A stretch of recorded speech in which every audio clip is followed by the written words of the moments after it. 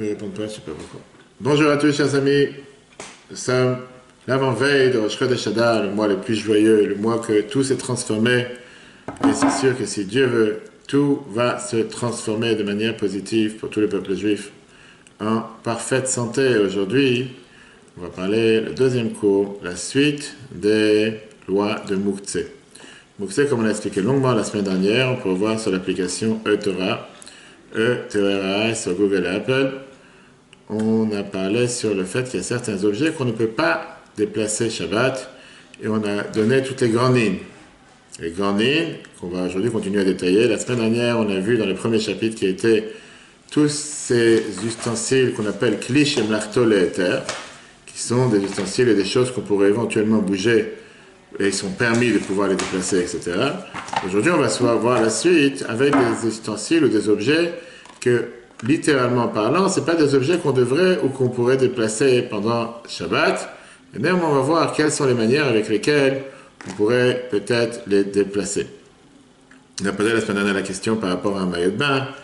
On a vu la question par rapport à un parapluie. On va voir aujourd'hui pas mal d'autres points intéressants et essayer de comprendre quels sont les critères. Quand est-ce qu'on peut déplacer quelque chose Shabbat, quand est-ce qu'on ne peut pas déplacer. C'est ce qu'on appelle en général, si on peut dire, le cours d'aujourd'hui commence réellement ce qu'on appelle le Moukhtse classique. D'accord? Parce qu'on va voir ce qu'on appelle en termes halachiques, Kli Shemlachto Le'isur, qui veut dire des ustensiles qui sont éventuellement des objets qui sont considérés interdits. En deux mots, qu'on n'utilise pas Shabbat. On parle d'objets qui ne sont pas faits pour utiliser Shabbat, en temps normal. Maintenant, je peux détourner leur utilisation et je peux, par exemple, avec leur utilisation, faire quelque chose qui ne me serait pas mis de le faire Shabbat. On a vu la dernière fois le marteau pour la noix de coco, etc. On va en parler. Par exemple, on sait très bien qu'on n'a pas le droit de peigner les cheveux Shabbat. Pourquoi on n'a pas le droit de peigner les cheveux Shabbat? C'est écrit dans Shulchan Aruch, parce que quand tu peignes les cheveux, tu risques d'arracher des cheveux. On n'a pas le droit d'arracher des cheveux Shabbat. Maintenant, un peigne, c'est considéré un Kli Shemlachto Le'isur, un objet qui éventuellement tu pourrais faire quelque chose d'interdit avec. On n'a pas le droit de coudre Shabbat. On n'a pas le droit de coudre Shabbat, c'est écrit dans Shulchan Aruch, Siman 308. Et donc une aiguille, c'est un Kli Shemlachto Le'isur, ça veut dire que c'est un objet que son utilité, c'est une utilité interdite. Tu n'as pas le droit de cuisiner Shabbat. Tu n'as pas le droit qu'on appelle ça, de cuisiner dans la marmite ou dans le four. Et donc un four est considéré un Kli Shemlachto Le'isur. Très bien. Maintenant, est-ce que ça veut dire que je n'ai pas le droit d'ouvrir le four, je ne peux pas passer la lumière et le salim ou quoi, pour ranger? Parce que c'est une armoire, je n'ai pas de place sur la table, je mets des choses dans le four. Je n'ai pas le droit de construire Shabbat ou de réparer la maison Shabbat. Donc un marteau, comme on a dit, tournevis ou n'importe quel autre ustensile sont considérés des kelim shemlachto le'isur, des ustensiles qui sont éventuellement interdits d'utilisation. Je n'ai pas le droit d'allumer du feu Shabbat. Des allumettes ou n'importe quel, on va dire, objet, pourquoi c'est pas lancé? Des allumettes ou n'importe quel... Non. Des allumettes ou n'importe quel... Non, voilà, c'est ça. Ça nous ici. Alors Bah, ils t'ont pas accepté. Ok, bon, attends, c'est pas grave. Des allumettes ou n'importe quelle autre chose qui est fait pour allumer un briquet, etc. Ça serait éventuellement aussi un Kli Shemlachto Le'isur, qui veut dire un objet qui est pour utilisation interdite. Pareil, Shabbat, on n'a pas le droit... Nous relance, c'est tout. Shabbat, on n'a pas le droit de jouer avec des instruments de musique, que ce soit un piano, que ce soit une flûte, que ce soit une guitare. Et donc, encore une fois, tout ça rentre dans les critères de... Ça va faire tout ça rentre dans les critères de Kli Shemlachto Le'isur, qui veut dire un objet dont son utilisation est interdite. En bas, on rejoint la vidéo. Non, ça, ce sont les critères généraux. On va rentrer dans les détails. Pour savoir si un objet est considéré un objet... Ah, ça marche, très bien. Ok. Pour savoir si un objet, c'est un Kli Shemlachto Le'isur. Pour savoir si un objet, c'est un objet qui éventuellement est un objet interdit. D'abord, il faut savoir quel est cet objet. Et pour ça, il faut d'abord savoir toutes ces choses qui sont interdites de faire Shabbat. Parce que si tu ne sais pas qu'est-ce qu'on ne peut pas faire Shabbat, automatiquement, tu ne sais pas non plus qu'est-ce qui pourrait être un objet qui est interdit ou pas. Aujourd'hui, on ne pourra pas parler de tous ces objets, c'est impossible. On ne pourra pas non plus apprendre tous les lois de Shabbat sur un pied, c'est impossible. On va parler d'abord des objets qui se trouvent dans les maisons de tout le monde, de monsieur tout le monde. Pour voir quelles sont les règles et comment définir quel est l'objet et l'utilité essentielle d'un objet. Par exemple, on va voir à la fin, si Dieu veut des cours, on va voir plusieurs définition de différents objets, comment on peut les cataloguer, comment on peut les caractériser. Et c'est comme j'ai dit tout à l'heure, quand tu vois n'importe quel objet, la première question que tu te demandes, quelle est son utilité essentielle? Qu'est-ce que tu fais avec cet objet? Ça veut dire un ouvre-boîte. Je ne parle pas du fait qu'on peut ouvrir un ouvre-boîte Shabbat, peu importe quelque chose que l'utilité essentielle de cet objet. On va en prendre des détails. Quand on dit d'abord dans la règle, parce que toujours il faut d'abord comprendre la règle générale, après entrer dans les détails. Quand on te dit que c'est un kli shem l'artol et qui veut dire un objet qui est son travail, son utilité serait interdit, ça veut dire que c'est interdit, mais Ikaradin, d'après la loi, c'est quelque chose qu'on ne peut pas utiliser Shabbat. Par exemple, un vélo mécanique, trottinette mécanique, d'accord? C'est pas un kli shem l'artol et c'est pas un objet qui est avec une utilisation interdite. Malgré qu'on sait très bien que la majorité des décisionnaires aujourd'hui disent qu'on ne peut pas utiliser quelque chose pareil Shabbat. Pourquoi? Parce que le fait de marcher sur un vélo mécanique ou quoi que ce soit Shabbat, c'est ce qu'on appelle, c'est un zilzul Shabbat. C'est pas profane, mais ça dégrade, c'est pas ce qu'on fait Shabbat. Mais d'après le din, je ne peux pas dire que c'est un objet interdit. C'est pas comme quelque chose qui aurait totalement été interdit, mis à part le fait qu'on a le problème avec un vélo, que c'est un pneu qui va crever, la chaîne qui déraille, ça va commencer à reconstruire, on va pas dans tous les critères, et c'est pour ça que beaucoup de décisionnaires sont contre. Le gros problème qu'on a avec Kli Shem L'artol et Issour, dans le troisième point, avant de rentrer dans les détails, c'est que tu as beaucoup d'air gris. Qu'est-ce que ça veut dire d'espace gris? C'est ni noir ni blanc. Dans lequel il faut vraiment réfléchir avec la tête pour savoir, est-ce que c'est quelque chose qui est interdit ou quelque chose qui est permis? Par exemple, t'as la souris? Par exemple, qu'est-ce que ça veut dire? C'est bon, je crois. Par exemple, quand je te dis une clé mécanique de voiture. Pas une clé automatique qu'on a aujourd'hui, toutes les clés automatiques. D'accord? Une clé mécanique. La voiture, 100% c'est interdit, on ne discute pas. Mais est-ce que ouvrir la voiture avec une clé mécanique fait partie de l'objet interdit? En quoi la clé est interdite? Parce que c'est la clé d'une voiture, ça rend la clé interdite. La clé n'a pas de bouton dessus, c'est une clé simple. C'est vrai que c'est une clé d'une voiture. Mais est-ce que je ne peux pas utiliser cette clé pour faire autre chose avec? Pour mettre dans un livre où j'en tiens, pour ouvrir, je ne sais pas, une boîte que j'arrive pas à ouvrir, tu sais, des fois les boîtes que tu dois déboîter. Il y a des sortes. Ah, mais c'est une clé d'une voiture. Parce que c'est une clé d'une voiture, ça la rend interdite. On va voir, d'accord? Deuxième question qu'on a, des ballons. Est-ce que j'ai le droit ou c'est interdit de gonfler des ballons et jouer avec des ballons Shabbat? D'accord? Tout ce qui est le matériel de plongeon, matériel de nager. Bien sûr qu'on n'a pas le droit de nager Shabbat, on verra après quand on parlera du sport, mais est-ce qu'un ballon que j'utilise dans la mer ou un maillot de bain, ça leur est interdit? Disons qu'aujourd'hui, j'ai rien à mettre, peu importe, pour mille et une raisons, et j'ai trouvé un maillot de bain. Ça veut dire, puisque c'est un maillot de bain qui est fait pour utiliser quand je nage dans la piscine ou dans la mer, je ne peux pas le toucher Shabbat. Quel rapport? En quoi ça le rend un Keli Shem L'artol et Issour? C'est ce qu'on est en train de voir, d'accord? Comme j'ai dit pareil, quand tu as un casque que tu utilises pour tes enfants, un casque que tu utilises pour les enfants pour faire du vélo. Un casque que tu utilises pour faire du vélo ou pour faire ta moto, etc. On a dit alors la moto et le vélo, non. Mais est-ce que ça rend le casque interdit? Je peux très bien dire, je peux utiliser le casque pour autre chose. Peu importe, je vais maintenant marcher dans la rue, il fait froid, je n'ai pas comment me couvrir. Mille et une raisons, d'accord? Tout ça, c'est des exemples. Et on va prendre beaucoup d'autres exemples aujourd'hui qui viennent te montrer qu'il faut ce qu'on appelle avoir un shikul da'at. Il faut réfléchir avec ta tête et savoir quelle est l'utilisation essentielle de cet objet. Il est fait pour quoi? Numéro 1. Et est-ce que cet objet, c'est un objet qui est interdit? Ou est-ce que cet objet, et on va voir plusieurs exemples, avec des dossiers et des sujets intéressants. Rentrons dans les détails. Pourquoi c'est important de savoir les détails? Parce que c'est important de comprendre comment on définit qu'est-ce qui est un Kli Shem L'artol et Issour.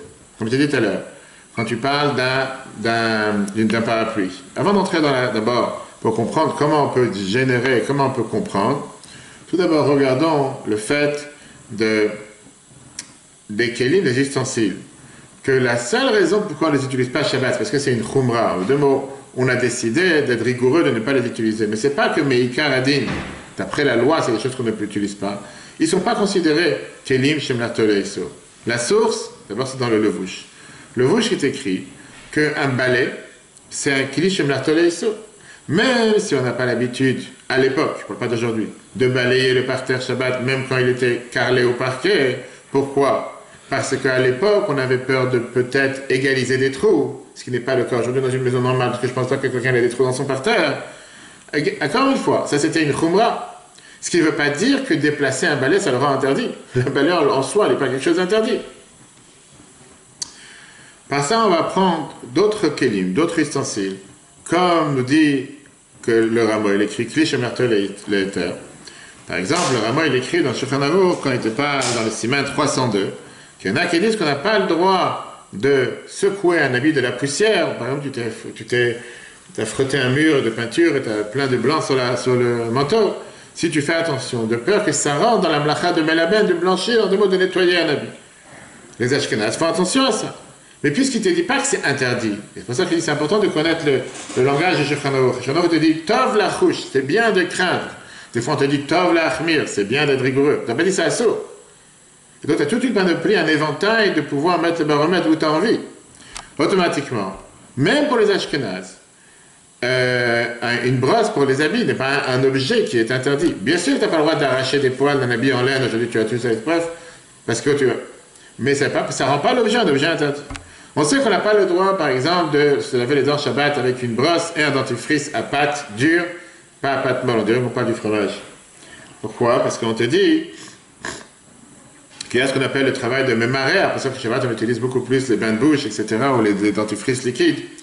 Parce qu'il y a le travail de mémaré qui veut dire étaler. Très bien. Mais d'après le din, il n'y a pas d'interdiction de mémaré, comme c'est écrit dans le Tot HaShulchan. Et donc une brosse à dents n'est pas considérée un keli shem la toleiso, n'est pas considéré un objet qui serait éventuellement interdit. Parlons maintenant d'un parapluie. Malgré qu'il y a un débat dans les poskim, dans les décisionnaires, est-ce qu'un parapluie c'est quelque chose qui est interdit d'utiliser Shabbat? Pourquoi? Merchash Oel, de faire une tente sur ta tête, est-ce qu'on a le droit d'ouvrir une tente, on a le droit d'ouvrir un parapluie, c'est pour le soleil que tu as, parasol, etc. Nous, on a l'habitude de dire qu'on prend ça pas à la légère et c'est totalement interdit.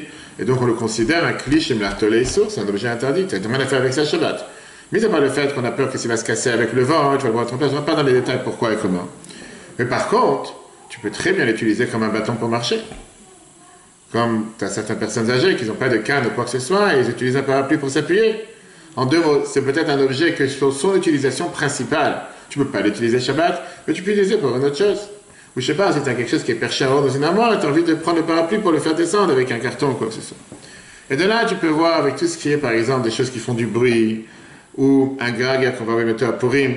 Les Chachamim nous disent qu'on n'a pas le droit de faire entendre du bruit Shabbat avec un instrument de musique. Kléchi, on n'a pas le droit de jouer un instrument de musique Shabbat. D'accord. Pourquoi? La Xéra, c'est écrit dans la Gemara Eruvin, page 104. Shema et Taken Kléchi. De peur que tu vas aller réparer un ustensile de musique, par exemple. Tu as une guitare, tu vas casser une corde, tu as une flûte, je sais pas, mille et une choses, un piano qui n'a pas marché, une pédale, va savoir. Maintenant, certains décisionnaires te disent que n'importe quel ustensile qui est fait pour faire entendre du bruit, même si ce n'est pas une voix d'un bruit, d'un chant réel, fait partie de tout ce qui est un cliché, tu n'as pas le droit d'utiliser. Donc il te dit par exemple, aujourd'hui tu as dans beaucoup de maisons en Amérique, je n'ai pas vu ça en France, en Amérique, en Angleterre, tu as ça, que sur la porte d'entrée d'une maison, tu as comme une sonnette, quelque chose que tu peux c'est pas la lame que tu as, le bouton que tu as sur le côté, c'est comme quelque chose, une cloche, par ça que tu cloches sur la porte, les gens ils savent que tu es là et tout. D'après le Rameau, tu as dit que c'est interdit. Pourquoi? Parce que c'est quelque chose qui est fait pour faire du bruit, il est fait pour faire du bruit, tu n'as pas le droit de faire du bruit Shabbat. Et comme ça font les Ashkenazim, le Pri Megadim. Il a, lui, un débat en te disant, est-ce que ça rentre dans les critères qu'ils vont être interdits en tant que chumra, une rigueur qu'on a pris sur soi, mais pas un cliché matériel sur. Et donc, avant d'entrer dans les détails, ce qu'on va voir aujourd'hui, on doit toujours se poser la question, est-ce qu'il est interdit parce que c'est une simple rigueur qu'on s'est imposée? Et dans ces cas-là, je sais que dans certains cas, je peux permettre. Et c'est aussi important de comprendre ça quand on prend Shulchan Aruch en règle dans tous les sujets. Un malade, cuisiner. Est-ce que c'est interdit de la Torah ou des Chachamim? Les gens te disent, qu'est-ce que j'en ai à faire? C'est interdit, c'est interdit. Non, c'est pas vrai. Parce qu'il y a une différence si c'est un issur de la Torah, interdit de la Torah, si c'est un issur de Chachamim, si c'est une Khumra, si c'est Meikaradin, si c'est un... Et en fonction de la gravité, du niveau d'interdit, c'est en fonction que je peux décider quelle est la dérogation, dans quel cas je pourrais éventuellement le faire faire par un non-juif, le faire faire par un enfant, le faire faire par une personne qui est malade non en danger, le faire faire pour une personne malade en danger, et tous les autres critères. En fonction de la gravité, on te dira peut-être, tu sais quoi, fais telle chose qui est une simple interdiction des Chachamim avant de commencer à transgresser quelque chose qui est interdit de la Torah directement. C'est pour ça que c'est important de savoir toutes ces notions. Quelqu'un qui ne connaît pas toutes ces notions, il dit, ouais, si tout est interdit, merci, au revoir. Et donc, c'est pour ça que, comme on l'a dit tout à l'heure, tous ces jeux, par exemple, qui sont faits pour faire du bruit, mais pas une chanson, tu as beaucoup de poskim aujourd'hui qui te permettent, c'est des choses, pas des jeux avec des piles, etc. C'est tous ces jeux d'enfants que des fois, quand... C'est comme des faux pianos, des fausses musiques, qui fait des fausses notes de musique pour un enfant. C'est pas un cléchir, c'est pas quelque chose qui est fait pour faire une musique. C'est juste, ça fait du bruit. Ou bien, tu sais, des fois, quand tu appuies, ça fait du bruit, c'est bref. Et beaucoup de décisionnaires te disent que c'est permis, comme c'est écrit dans Shmirat Shabbat Kehilchata, chapitre 16. Ok. Passons à un autre détail, comme l'a dit tout à l'heure. Ça, c'était par rapport à Kli Shemlarto Leiter. Regardons maintenant, ce qu'on a vu la semaine dernière, les ustensiles qui... Non, les issos, mais qu'on a dit tout à l'heure, pas forcément. Passons à la suite. Qu'est-ce que ça veut dire maintenant un objet qui est destiné pour une interdiction? Les Chachamim t'ont interdit de nager Shabbat, c'est écrit dans la Mishnah, Betza, pour beaucoup de raisons, des raisons de peur que tu vas commencer à faire une bouée de secours, essorer, transporter. La mer, c'est pas considéré un chute à yachid dans le domaine privé, bref, on en passe. Comme j'ai dit tout à l'heure, est-ce qu'un maillot de bain est considéré un kli chez Mlartoleiso? Est-ce que c'est considéré un habit qui est éventuellement quelque chose d'interdit? Quel est le débat ici? D'un côté, cet habit, il va pas m'aider à faire quelque chose d'interdit. C'est un habit tout court, je demande à moi. Et donc, il ne rentre pas dans les critères de Mlartoleiso, ce n'est pas un habit qui est utilisé pour faire quelque chose d'interdit. De l'autre côté, je l'utilise en général seulement pour faire quelque chose qu'aujourd'hui c'est interdit de faire. Et donc, puisque je ne fais pas cette chose-là Shabbat, automatiquement, il n'est pas shabbatique, il n'est pas fait pour l'utiliser Shabbat. Donc, qu'est-ce que ça veut dire ici, Moukhtse? Il est indéplaçable ou il est mis de côté de la même manière que je ne fais pas la chose pour laquelle il aurait été créé pour l'utiliser, puisqu'aujourd'hui je ne peux pas faire la chose pour laquelle il a été créé. Pareil quand tu parles de tout ce qui sont les habits de travail. Une blouse d'un peintre, une blouse d'un dentiste. Que la blouse du peintre ou de peinture, elle est faite seulement pour utiliser, de ne pas se salir quand la personne va peindre. Mais il ne va pas marcher comme ça dans la rue. Maintenant, toi, tu as décidé d'aider ta femme pour préparer le kidouche parce que tu devais avoir 20 invités, tu en as 50. Tu n'as pas de tablier. Et tu veux utiliser ce tablier. On te dit, non, mais c'est pour la peinture, quel rapport? Maintenant, je ne vais pas me mettre à peindre. Et je n'ai pas envie de me salir mon costume de Shabbat ou quoi que ce soit, j'ai envie d'avoir un tablier pour me protéger. Parce qu'il est fait pour la peinture, j'ai pas le droit d'utiliser pour cuisiner. Alors, c'est vrai que la première approche aurait été une approche correcte. Les Chachamim te disent, pourquoi ils t'ont interdit les objets qui sont faits pour faire avec ça une interdiction, mais ils t'ont pas interdit les habits qui auraient pu servir pour faire avec ça quelque chose qu'on ne peut pas faire aujourd'hui. Malgré qu'aujourd'hui, j'ai pas une utilisation j'ai pas une pensée d'utiliser aujourd'hui. Le fait que les habits aujourd'hui de semaine, j'utilise pas pendant Shabbat, c'est pas ça qui les rend interdits de déplacer pendant Shabbat. Parce que ça reste un habit. Comme était là, ça reste toutes les autres choses qu'on avait avec tous les autres critères. Pour ça, quand tu parles d'un maillot de bain, pourquoi on permet? Parce que concrètement, tu peux utiliser un maillot de bain pour beaucoup de situations qui ne sont pas forcément interdites. D'abord, il y en a qui vont l'utiliser pour aller, comment on appelle ça, pour aller bronzer sur le bord de mer. Je ne rentre pas dans les critères, est-ce qu'on peut le faire Shabbat ou pas. En tout cas, définitivement, ce n'est pas quelque chose d'interdit Shabbat. Après la halakha, tu fais une khumra. Je ne parle pas maintenant des crèmes, je ne parle pas de porter. Mais disons que tu as loué une maison sur le bord de mer et tu as ta plage privée ou sur ton balcon, etc. Et tu n'as pas envie de créer tes habits. Très bien. Deuxièmement, les Chachamim nous ont interdit de nager dans la mer ou dans le fleuve, mais pas dans une piscine qui est enfermée. Et d'après certains décisionnaires, si c'est une piscine qui est enfermée, un domaine privé, quelle serait l'interdiction? Je ne rentre pas encore une fois dans tous les critères d'essorer, transporter, etc. Donc dire que pour ça, un maillot de bain serait interdit, non, c'est pas interdit. Ok. Comme on l'a dit tout à l'heure, on a parlé de la clé de la voiture. C'est au cas par cas, en fait. C'est ce que j'ai dit, il faut utiliser ta tête, c'est tout. Il ne faut pas être bête, il ne faut pas être tout interdit. Et c'est pour ça que ça fait de la peine quand beaucoup de gens, malheureusement, qui ne connaissent pas la halachot, et que dès que tu leur parles de Shabbat, de toute façon, tout est interdit. De toute façon, c'est l'enfer. De quoi tu parles? Pourquoi l'enfer? Pourquoi tu dois faire une généralité et tout de suite dire tout va mal? C'est pas vrai, il y a des choses qui sont positives, des choses qui sont permises. On a parlé tout à l'heure de la clé de la voiture. Alors entrons dans le détail de la clé de la voiture. Bien sûr, on parle maintenant d'une clé mécanique, on va parler maintenant d'une clé électrique. D'accord? Tout d'abord, plusieurs points importants qui sont importants à prendre en compte quand on parle d'ouverture et fermeture mécanique. Disons que, par exemple, que la clé pour ouvrir la voiture est différente de la clé pour ouvrir le coffre. Parce qu'à ce moment-là, elle serait totalement permise, il n'y a même pas de quoi hésiter, pour ouvrir le coffre, c'est pas un problème. D'accord? Puisque ouvrir le coffre, c'est quelque chose qui est un coffre d'une voiture, Mais il peut très bien être un objet où j'ai pas d'endroit où mettre des choses dans ma maison, je mets dans le coffre de la voiture. La clé peut très bien être considérée comme un keli, comme on va voir plus tard, chez Mlarto, le Heter ou le Issur. C'est un objet que je pourrais l'utiliser pour faire avec ça quelque chose de permis et quelque chose d'interdit. Je peux démarrer le moteur, mais je peux aussi utiliser le coffre. La question qui se pose, est-ce que cette clé, le but principal, pourquoi elle a été créée, c'est pour ouvrir le coffre, ou bien le but c'est pour ouvrir le moteur? Et au passage, j'ouvre avec ça aussi le coffre. Tu n'as pas vu aujourd'hui que quelqu'un qui a une clé, il a trois clés dans la voiture, je veux dire. Tu as la même clé avec laquelle tu ouvres le coffre, c'est la même clé que tu ouvres la porte, c'est la même clé avec laquelle tu ouvres le coffre, etc.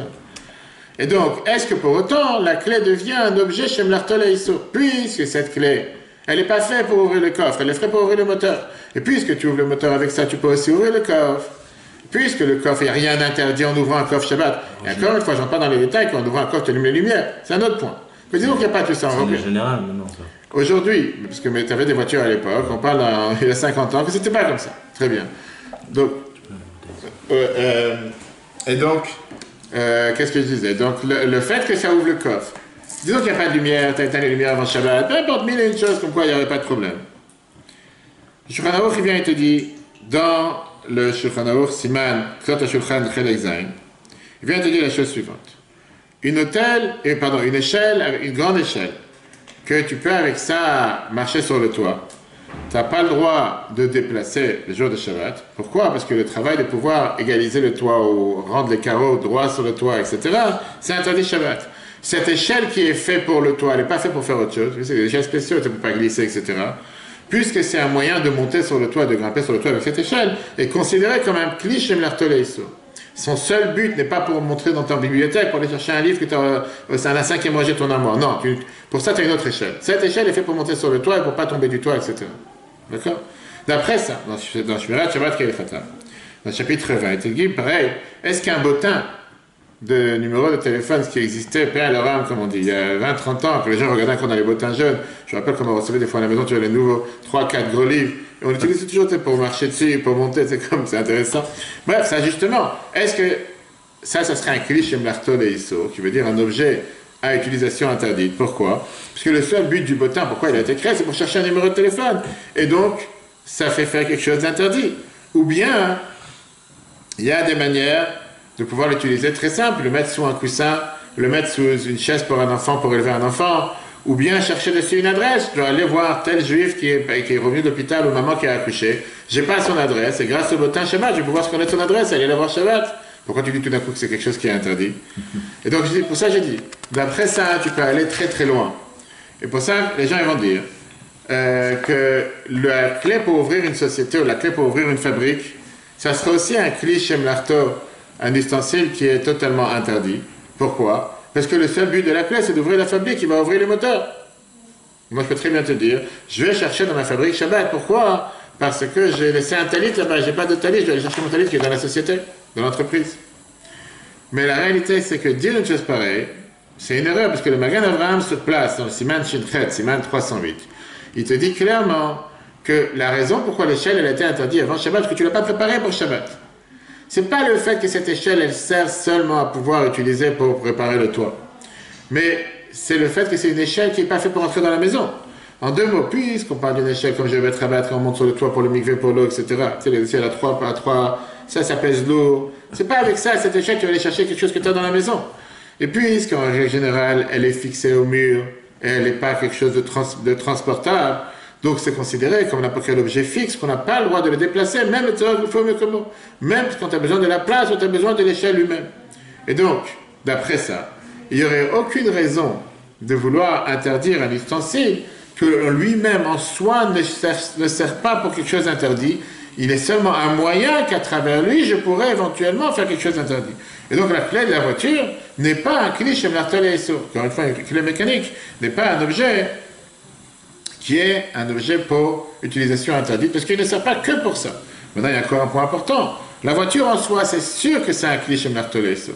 Je ne vois pas maintenant quelqu'un qui doit vivre dans la voiture, où tu vois, par exemple, au OL, tous les Shabbats, Gimel Tammuz, comme cette année, quand c'est ton Shabbat, que tu as des centaines de personnes qui louent des mobil-homes.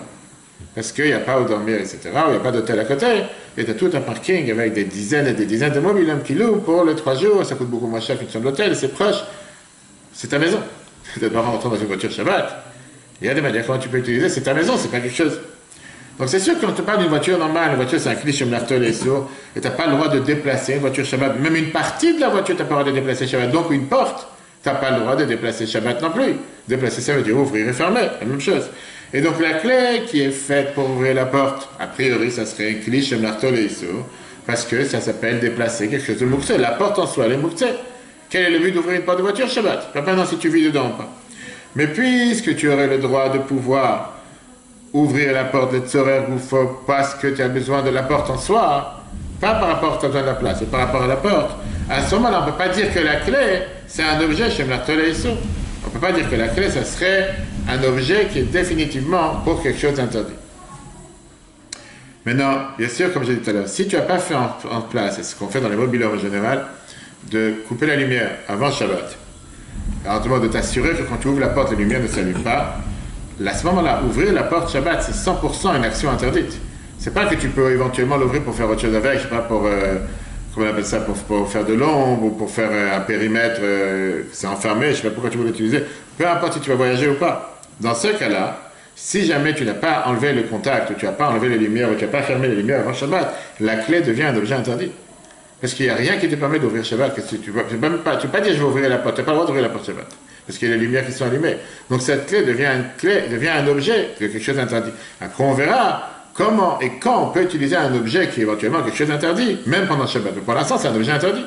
Il n'y a rien qui permet d'utiliser pour ouvrir la porte, parce qu'en ouvrant la porte, tu transgresses déjà le fait d'allumer la lumière. Tout dépend du contexte.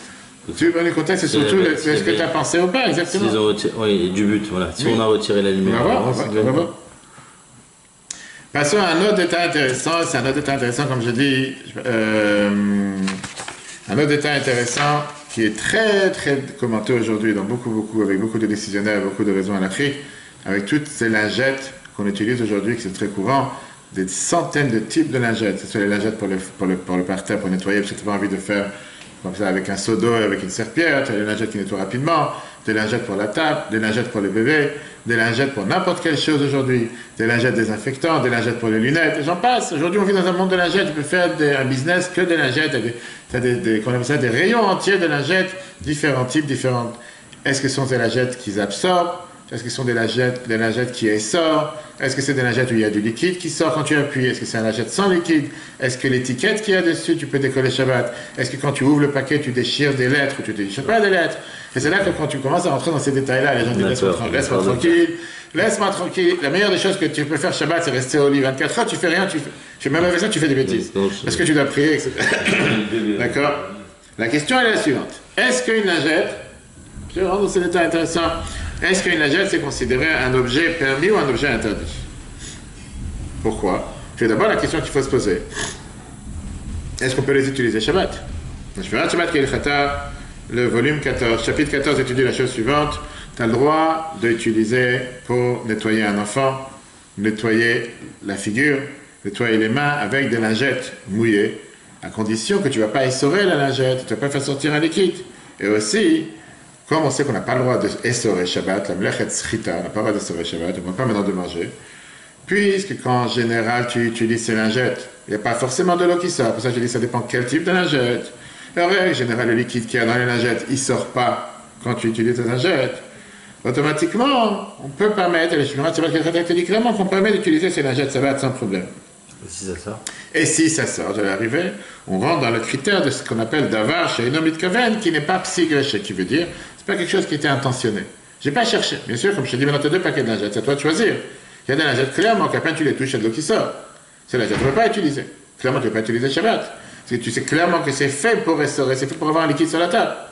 Même pour nettoyer. La majorité des lingettes, que ce soit les lingettes désinfectants que tu reçois dans l'avion, les lingettes de bébé, quoi que ce soit, j'ai rarement vu avec mes yeux. Parce que tu as une marque de lingettes spéciale pour enfants, qui s'appelle Water Wipe. D'accord, et qui sont pleins d'eau. Elles sont imbibées. Exactement, ça tu ne peux pas utiliser. On te dit, toi. Mais après. Pour le nettoyer, on ne peut pas.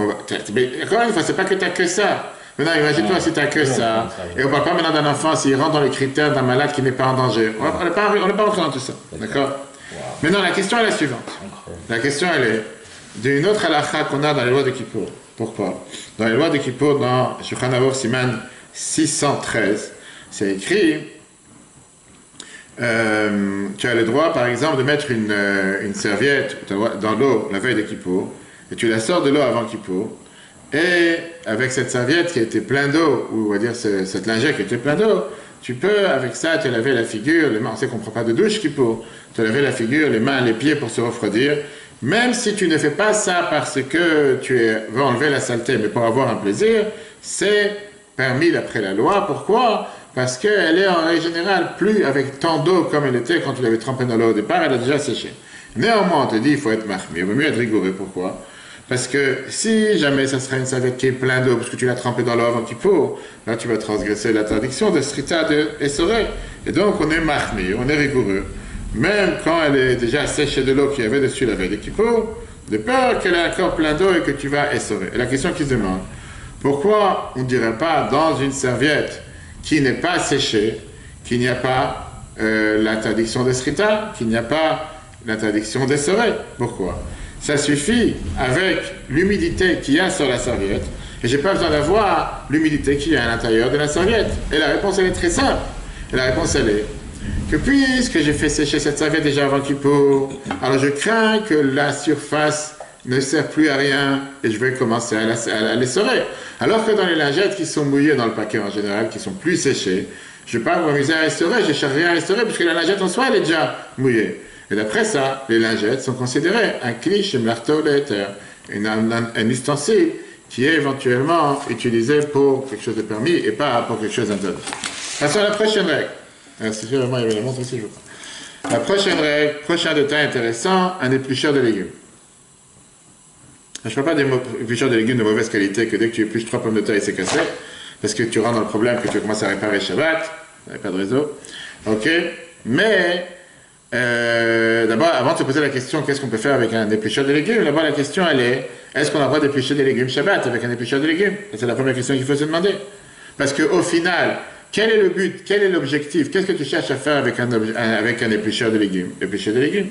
Vient le rameau pour les Ashkénazes. Il écrit ça dans la fin du Siman 321, qu'on n'a pas le droit d'éplucher de l'ail et des oignons quand tu les épluches pour plus tard, mais tu peux les éplucher pour les manger tout de suite. De là, on comprend que le din à l'halakha d'éplucher ressemble à la halakha au din de borer, qu'on verra plus tard, au din de trier. Et on sait très bien que pour borer, on avait déjà vu ça, je crois, une fois dans un autre cours, que tu as le droit, quand c'est permis, l'alta, pour utiliser de manière tout de suite, et pas plus tard. Mais non. Pour pouvoir trier Shabbat, on a besoin d'une autre condition, de le faire avec la main, et pas avec un objet qui est fait pour trier. Même pour éplucher, la majorité des enseignants te diront que tu peux éplucher avec la main, pas avec autre chose. Et comme le Rameau, il te dit que, pourquoi il a pris l'exemple de l'oignon et de l'ail, parce qu'en général, on n'épluche pas ça avec un éplucheur, on épluche l'oignon et l'ail avec la main en général, d'accord, ou avec un couteau.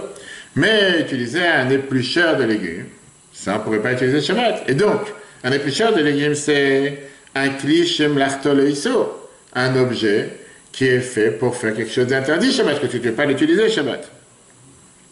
De l'autre côté, tu as le droit de déplacer quand tu as besoin de cet éplucheur, par exemple, si avec cet éplucheur tu veux couper des légumes, ou tu veux couper des légumes en différents morceaux, ou en morceaux plus fins, parce que tu ne l'utilises pas pour l'utilisation originale, pourquoi il a été créé. Éplucher, non, mais couper, tu peux utiliser avec. Et là, on arrive au prochain exemple, qui est un ouvre-boîte. Est-ce qu'un ouvre-boîte, c'est quelque chose de mouktsé? Maintenant, avant de savoir si l'ouvre-boîte il est mouktsé, la question qu'on se pose, est-ce qu'on a le droit d'ouvrir une boîte de conserve Shabbat? Certains te disent que tu n'as pas le droit, parce qu'ils te disent que le fait que tu as ouvert cette ouvre-boîte, tu as ouvert cette boîte de thon, cette boîte de maïs ou quoi que ce soit, tu as fait maintenant un keli, tu as créé un ustensile qu'avant il n'était pas. Maintenant tu as ouvert le couvert, tu peux l'utiliser pour verser de l'eau dans les fleurs, faire mille et une choses avec. À l'époque où il y a 200 ans, les gens ils utilisaient les conserves et tu les voyais sur les balcons, les gens les utilisaient pour garder des choses. Et tu as des cuisines à gens aujourd'hui qui utilisent des boîtes de conserve pour garder, etc., etc. Il y en a qui disent, je ne crois pas à ça. D'abord, l'ustensile, il existait déjà. Deuxièmement, j'en avais pas besoin, et donc c'est permis. Mais même ceux qui t'interdisent d'ouvrir une boîte de conserve Shabbat, il y a des manières de pouvoir utiliser. Comment? De manière que depuis le départ, la boîte de conserve perd son utilisation de pouvoir être un ustensile. Par exemple, ils disent qu'ils font un trou par en bas de la boîte, et après ils ouvrent la boîte d'en haut, donc toute l'utilisation que tu aurais pu éventuellement l'utiliser comme un récipient, ça ne marche plus puisqu'il n'y a plus de récipient, parce qu'il y a un trou en bas, tu ne pourras plus l'utiliser. Si c'est comme ça, l'ouvre-boîte n'est pas un Keli chez Bartolesso, n'est pas un objet pour utilisation interdite, puisque ouvrir une boîte de conserve Shabbat n'est pas forcément quelque chose d'interdit. Il y a des manières de pouvoir l'ouvrir de manière permise. Je ne rentre pas dans tous les détails, si c'est pour une synagogue, si c'est pour les invités, il y a différentes manières de permettre, je ne rentre pas dans tout ça. La vérité, elle est que ceux qui ont interdit pour ouvrir une boîte de conserve, ils parlaient à l'époque. Il y a une génération, il y a deux générations. Encore une fois, c'était un recyclage total. À l'époque, ils étaient des grands recycleurs, beaucoup plus qu'aujourd'hui. Les gens, ils savaient garder les boîtes de conserve, ils les utilisaient pour mille et une choses, etc. Par exemple, ils avaient l'habitude de mettre ceux qui étaient les cordonniers, ils mettaient là-bas des clous à l'intérieur. Il y en a qui utilisaient ça pour cuire des œufs, parce qu'ils se sont dit que si jamais je cuis un œuf qui a du sang à l'intérieur, le récipient devient taref, donc dans une boîte de conserve, c'est pas taref. Et donc, éventuellement, quand tu ouvres une boîte de conserve, ça leur rend un nouvel ustensile que tu n'avais pas dans la cuisine. Les gens avaient peu de marmites, peu de boîtes pour ranger ou quoi que ce soit, et ça fait un ustensile en plus. Mais aujourd'hui, pas dire personne, mais aujourd'hui en général, on n'utilise pas une boîte de conserve. Et en règle générale, l'utilisation de cette boîte de conserve, elle est faite pour vider ce qu'il y a à l'intérieur. Et une fois que tu as vidé ce qu'il y a à l'intérieur, ça va à la poubelle, tu ne prends pas la tête. Automatiquement, ça ne rend pas un keli. Si c'est comme ça, aujourd'hui, la halakha a changé, et c'est là un des critères où on voit, pour ça je dis aux gens, la halakha n'est pas figée, on a parlé ça dans un cours hier soir, un merveilleux cours sur la Torah orale, qui nous sommes pour parler au nom de Dieu. Pourquoi Dieu ne peut pas dire les choses de manière claire, il faut aller chercher une interprétation. C'est très intéressant de voir le cours sur la Torah.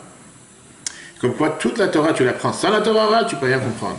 Tout ce qui se passe dans la Torah, si tu ne prends pas la Torah orale pour l'expliquer, parce que Dieu n'a pas dit les choses, il a fait exprès de nous donner avec un code, qu'elle soit codée sans qu'on puisse les expliquer et les comprendre. Au final, aujourd'hui, tu ne peux pas dire qu'un ouvre-boîte, c'est un cliché merteleïso.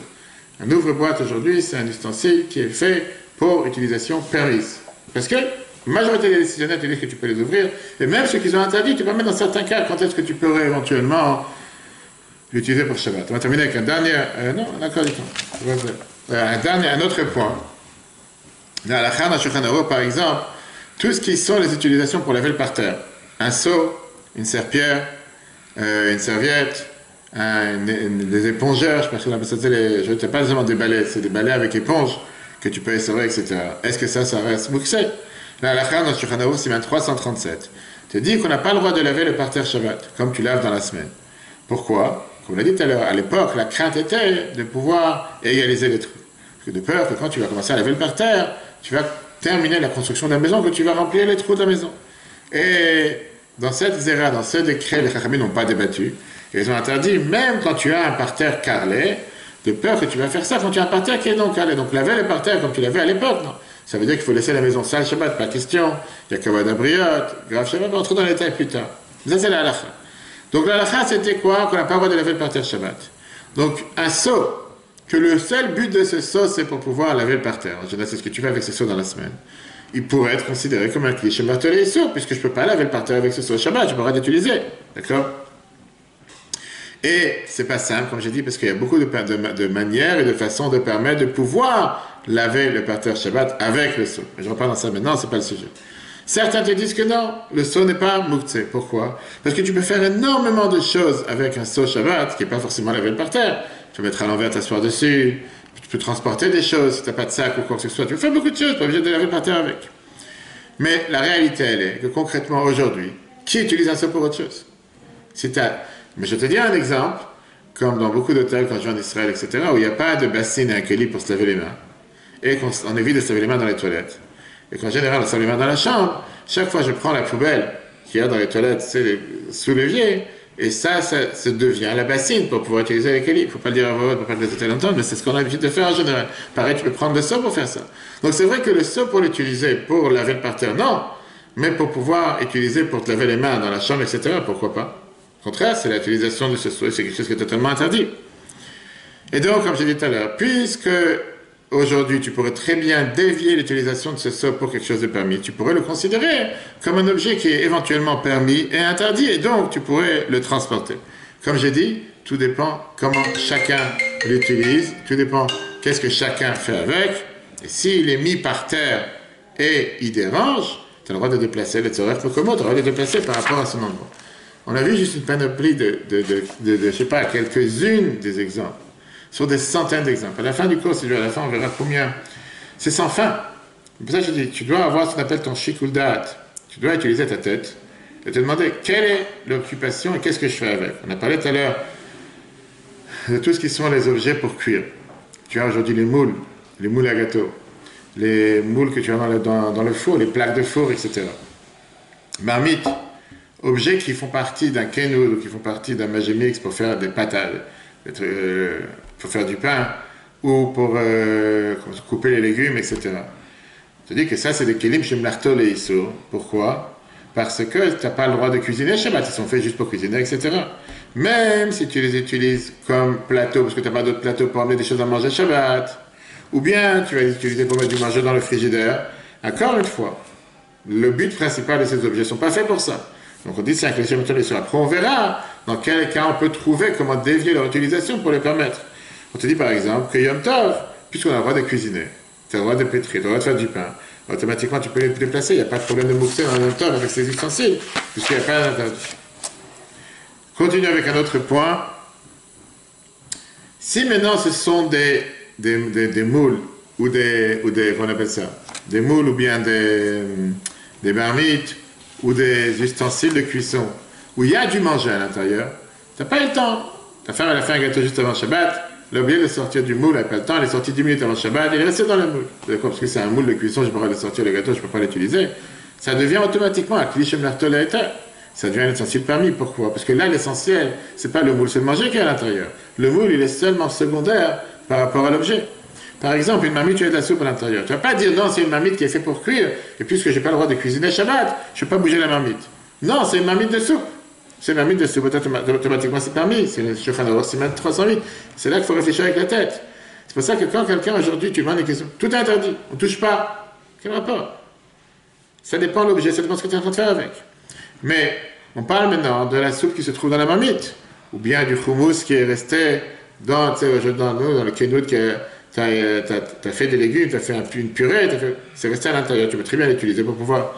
Mais si tu mets par exemple un paquet de bamba ou quoi que ce soit dans une poêle, la poêle en soi, c'est un cliché martelé. Tu ne peux pas dire, puisque j'ai envie de pouvoir utiliser cet objet, je vais mettre du manger à l'intérieur, que lui il est permis. Le paquet de bamba, il n'a rien à faire dans une poêle. La poêle, elle est faite pour faire des œufs ou autre chose. Le fait que tu as mis un paquet de bamba dans la poêle pour pouvoir utiliser la poêle, c'est pas parce que tu voulais faire quelque chose de décoratif sur la table, ça ne rend pas la poêle permise. Parce que la poêle est faite pour utiliser quelque chose d'interdit, pas quelque chose de permis. Pour pouvoir cuisiner avec, etc. Alors la question que la halakha te demande. Dans le cas où on te dit qu'une marmite, c'est un cliché et parce qu'elle est faite pour cuisiner, et on ne peut pas cuisiner Shabbat, qu'est-ce que tu fais avec le couvercle de la marmite? Est-ce que le couvercle de la marmite, tu peux l'utiliser ou pas? La majorité des décisionnaires de notre génération te disent que c'est la même chose par rapport au couvercle. Pourquoi? Parce que le couvercle, il est fait pour cuisiner. Plus que ça. Certains te disent même que le couvercle est plus grave que la marmite en soi. Parce qu'on sait très bien, comme on vient de dire, qu'une marmite dans laquelle il y a du manger, c'est pas considéré quelque chose d'interdit parce qu'elle est secondaire par rapport au manger. Mais le couvercle qui a été enlevé de la marmite, tu peux pas me dire qu'il est secondaire au manger. Le couvercle, tu n'as rien d'autre à faire. Tu peux pas faire quelque chose de... Pas dire, tu vas commencer à présenter des sushis sur un couvercle, ça tient pas, tu as un bouton à l'arrière, etc. Et donc un couvercle que tu as enlevé de la marmite, tu pourras le bouger, le tzorer goufo, le tzorer bukomo. Par exemple, il est en place sur le plan de travail, j'ai besoin de la place, tu as le droit de le déplacer, parce que là il m'embête plus qu'autre chose. Ou bien le tzorer goufo, par exemple, j'ai besoin de couvrir la marmite. Je n'ai pas envie qu'il y ait de poussière, des choses qui tombent dans la marmite pendant la nuit. J'ai le droit avec le couvert de couvrir la marmite. Et une fois que j'ai couvert la marmite, s'il y a du manger dans la marmite, comme la soupe ou comme la dafina, des choses que tu laisses, automatiquement ça devient secondaire par rapport au manger, comme la marmite elle-même, puisqu'il est utilisé pour le manger, pas pour la marmite ou pas pour cuire. Et donc à ce moment-là, tu pourras le déplacer, puisque c'est un cliché marteau-latin. Claire, la prochaine fois, si Dieu veut, on verra la suite avec tout ce qui sont les objets électriques, les objets d'écriture. On verra quels sont les objets électriques, des choses qui ont éventuellement un bouton électrique, mais qui ne sont pas branchés. Donc il n'y a pas de risque que tu veux faire quoi que ce soit de interdit Shabbat. Est-ce qu'on peut les utiliser ou les déplacer? Par exemple, la fameuse question qu'on a. Jouet d'enfant, on a retiré les... Jouet d'enfant, on a déjà vu la dernière fois. Qu'est-ce que tu fais avec un ventilateur? Est-ce que tu as le droit de déplacer un ventilateur Shabbat ou pas? Qui est branché? Est-ce que tu as le droit de déplacer, comment on appelle ça, est-ce que tu as le droit de déplacer les... j'ai oublié comment on appelle ça, les trucs de la clim, les languettes, comment on appelle ça? Les balles. Les pales. Bref, ça va d'un côté, ça fait que sur ta figure, ça te fait trop froid, tu vas attraper froid, tu vas tomber malade, tu as le droit de déplacer de l'autre côté. C'est allumé pendant Shabbat, ça on verra la prochaine fois. Pareil avec un ordinateur portable, un portable tout court, un iPhone, ou que ce soit une montre intelligente. Toutes ces choses-là on verra la prochaine fois dans cette catégorie de Kelim Shem Martolé sur les ustensiles qui sont avec une utilisation interdite. Le cours sera replay sur l'application eTorah sur Google et Apple. Regardez le cours d'hier soir, magnifique sur la Torah orale. Et pourquoi on a commencé les lois de la paracha avec les lois d'esclaves. On a vu ça dans le cours d'hier midi. Très bonne journée à tous et à la semaine prochaine.